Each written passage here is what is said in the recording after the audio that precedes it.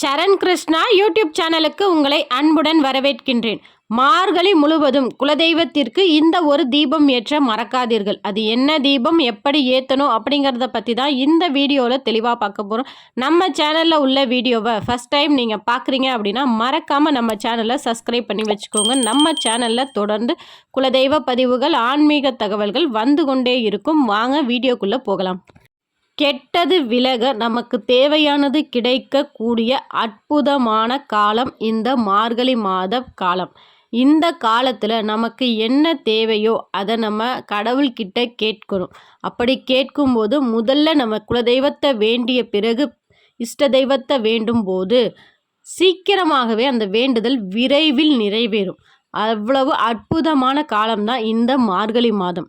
இந்த காலத்தில் நம்ம குலதெய்வத்திற்காக நமக்கு என்ன வேண்டுதலோ அதற்கு ஏற்ற முறையில் நம்ம இந்த தீபத்தை ஏற்றினோம் அப்படின்னா கட்டாயம் நம்மளோட வேண்டுதல் விரைவில் நிறைவேறும். அப்பேற்பட்ட அற்புதமான தீப வழிபாடு தான் இந்த வீடியோவில் தெளிவாக பார்க்க போகிறோம். முதல்ல நம்ம பூஜை அறையில் குலதெய்வத்திற்காக எப்போதுமே ஒரு மண் அகல் தீபம் ஏற்றுவோம். அதில் நமக்கு என்ன தேவையோ, இப்போ சுபகாரிய தடைகள் விலகணும், நம்ம வீட்டில் எப்போதுமே நல்லது நடக்கணும், இல்லை குலதெய்வத்தின் அருள் கிடைக்கணும், உங்களுக்கு என்ன தேவையோ, நான் ஒரு 3 முறை சொல்லியிருக்கேன். உங்கள் வாழ்க்கைக்கு என்ன தேவையோ அந்த முறையில் நீங்கள் தொடர்ந்து இந்த மார்கழி 30 நாளும் விளக்கு ஏற்றி வருங்க. கட்டாயம் உங்களோட வேண்டுதல் விரைவில் நடைபெறும்.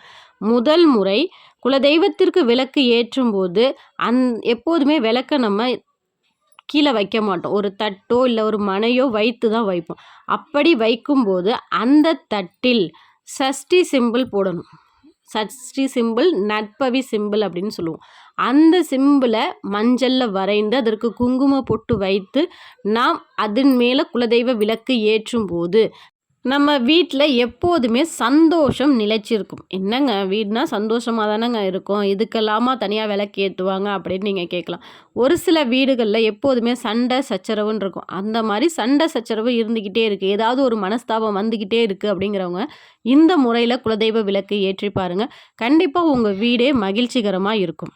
இரண்டாவது முறை சுபகாரிய தடைகள் எங்களுக்கு வந்துக்கிட்டே இருக்குது, சுபகாரியமே எங்கள் வீட்டில் செய்ய முடியல, ஏதோ ஒரு தடைகள் இருந்துக்கிட்டே இருக்குது அப்படின்னு நினைக்கிறவங்க குலதெய்வ விளக்கு, அதே மண் விளக்கு தான் ஏற்றும் போது அந்த தட்டில் மஞ்சளில் கோலமிட்டு, அதாவது மஞ்சளில் சஷ்டி சிம்பிள் வரைஞ்சும் சஷ்டி சிம்பிள் இல்லாமல் மஞ்சளில் கோலமிட்டு அதன் மேலே விளக்கு வைத்து மஞ்சள் நிற திரி வைத்து அந்த விளக்கில் 2 டைமண்ட் கல்கண்டு, 2 துண்டு டைமண்ட் கல்கண்டு போட்டு மஞ்சள் நிற திரியில் உங்களுக்கு எந்த எண்ணெய் விருப்பமோ, நல்லெண்ணெயில் ஏற்றினாலும் சரி, இலுப்பை எண்ணெயில் விளக்கு ஏற்றினாலும் சரி, இல்லை நெய் தீபம் ஏற்றினாலும் சரி, உங்கள் வசதிக்கேற்ப எந்த எண்ணெய் உங்களுக்கு கிடைக்குதோ, இந்த 3 எண்ணெயில் எந்த எண்ணெய் உங்களுக்கு கிடைக்குதோ அந்த இதில் ஏற்ற வேண்டும்.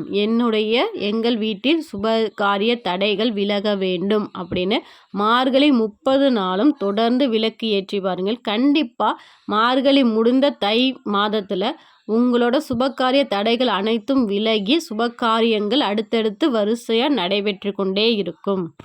மூன்றாவதாக, உங்கள் வீட்டில் கடன் தொல்லை விலக வேண்டும், எனக்கு வருமானம் பெருக வேண்டும் அப்படின்னு நினைக்கிறவங்க குலதெய்வ விளக்கு தான். அந்த விளக்குக்கு அடியில் பச்சரிசி பரப்பி அதன் மேலே மஞ்சத்தூளும் பரப்பி அதன் மேலே குலதெய்வ விளக்கு மண்ணகல் தீபம் வச்சு விளக்கு ஏற்றி வாருங்கள்.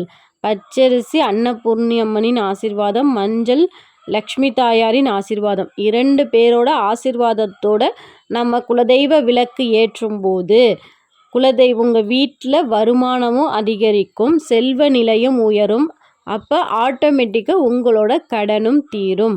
இந்த 3 முறையில் உங்களுக்கு எது தேவையோ அந்த முறையில் மார்கழி 1லிருந்து 30 நாள் வரைக்கும் தொடர்ந்து இதே முறையில் விளக்கு ஏற்றுங்க.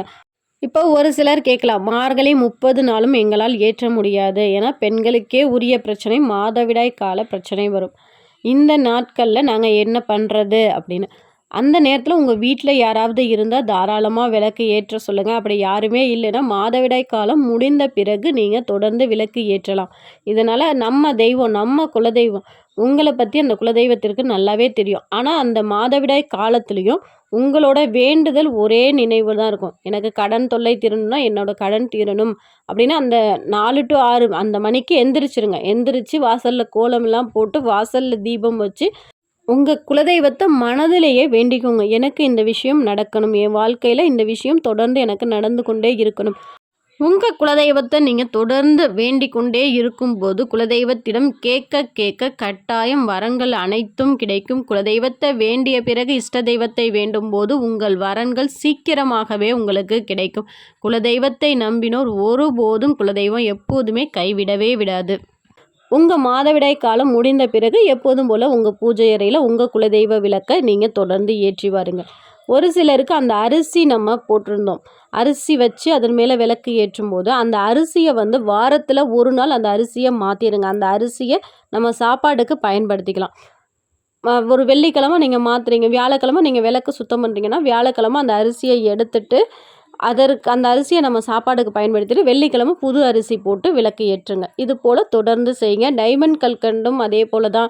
சஷ்டி சிம்பிள் வரைஞ்ச அந்த தட்டும் அதே மாதிரி தான். வாரத்தில் ஒரு நாள் அந்த தட்டை சுத்தம் பண்ணிவிட்டு வியாழக்கிழமை சுத்தம் பண்ணி வெள்ளிக்கிழமை புதுசாக அந்த சிம்பிள் போட்டு அதற்கு பிறகு விளக்கு ஏற்றுங்கள். இதே போல் மார்கழி 30 நாளும் தொடர்ந்து செய்து பாருங்கள். உங்கள் வேண்டுதல் விரைவில் நடக்கும். இந்த மார்கழி மாதத்தில் குலதெய்வத்தை நம்ம எவ்வளோக்கு எவ்வளோ வேண்டிக்கிட்டே இருக்குமோ அதன் மூலம் குலதெய்வத்தின் மூலம் சீக்கிரமாகவே நம்ம வாழ்க்கைக்கு என்ன தேவையோ அது விரைவில் கட்டாயம் நடக்கும். இது 100% பலன் தரக்கூடிய எளிய குலதெய்வ விளக்கு வழிபாடு. இது கட்டாயம் எல்லாருமே செஞ்சு பாருங்கள், நல்ல பலன் தரும்.